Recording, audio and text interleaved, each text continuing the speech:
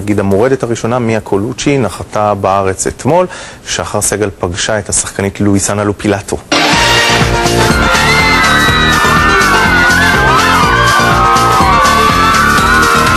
מתי אתם פה? מאתמול בלילה. והיא לא באה ולא מראים לנו אותה ויש מלא שומרים וזה מבאס. אחרי 20 שעות טיסה נחתה לואיסנה לופילטו, מיה מהמורדים, ונראתה בעיקר כמו ילדה עייפה. את יודעת כמה מעריצים מחכים לך בחוץ? La verdad estoy como emocionada, no lo puedo creer todavía. No, estoy como... no lo puedo creer. זאת הפעם הראשונה שלה בישראל, אבל כמה מהמורדים כבר ביקרו פה לפני שנה. Y los chicos nada, me contaron que es hermoso, que la gente, lo que más les impresionó a ellos fue la gente, que los seguían a todas partes, que les encantó eso y nada, eso me contaron. No sé por qué, pero sé que tramas algo, lo veo en tu mirada. ¿Estás parecida a Mía en Rebelde en tu vida?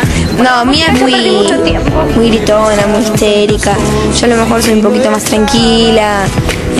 Voy para donde me lleven y a lo mejor Mía es más rebelde, no le importa nada. לא.